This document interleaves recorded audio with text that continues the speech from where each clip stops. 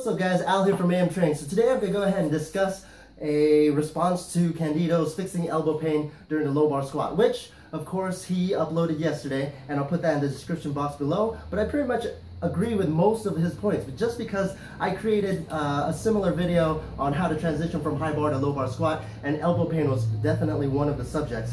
And it's actually a three-part series that I made, and the first one I went ahead and put in the description box below, because I feel like not only do you want to prevent that pain, but there's also a exercise and a kind of an ulnar nerve floss that I show in the video. It kind of goes like this one, the one where you're kind of having a cool dance move. But I digress. It's in the description box below. But like I said, I agree with pretty much all of his points except for his like hip thrusts right before the squat. So what I mean is when people do that little forward movement right before they squat, he thinks it's kind of, in theory, it's kind of a waste of movement, which it is. If you think about it, it is a waste of movement because you're going back behind there anyways, but you really have to think of it as a cue.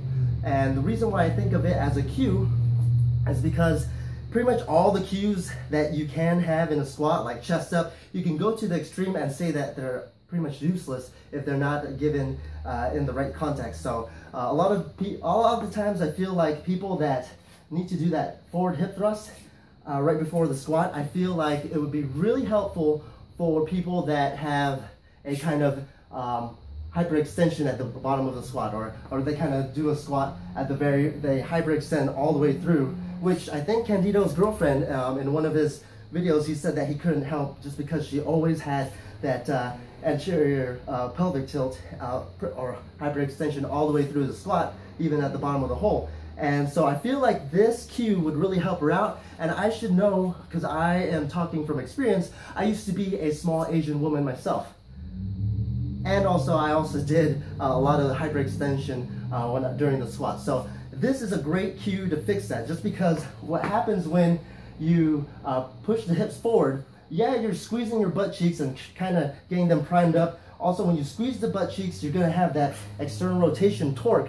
But when you do that torque, you're also going to synergistically use your rectus abdominis, your front muscles here. So when you squeeze out, you're going to use your front muscles, and really that's going to help you kind of maintain a stiffer spine throughout the whole way, and it'll almost kind of help you cue that nice neutral spine instead of going into hyperextension throughout the squat. So like I said, that's probably a great cue that's going to help out, and it's also going to help out with a greater Valsalva.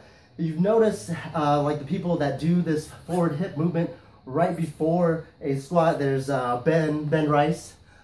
He's one of my favorite lifters just because he's strong, plus he has the most awesome last name. I mean, I am Asian and I love my rice. So, and also Lane Norton, he also does the forward hip movement right before. But if you notice in his videos, in both of them, they do it right when they also breathe in. So they breathe in, they do the Valsalva maneuver, and what that does, it's almost like how Chad Wesley Smith was talking about how you have to breathe into your back. So before, when I was doing the Valsalva maneuver, all I did was push forward, and what that gave me was this huge hyperextension. I don't know if you can see that, where a huge hyperextending, and I was pushing with going forward. But if you really breathe through the back, you're going to squeeze your butt cheeks and really brace tight, so you're going to get a nice core as you do the Valsalva maneuver, and you're really going to feel like it allows you to open up and even get more air using your diaphragm. So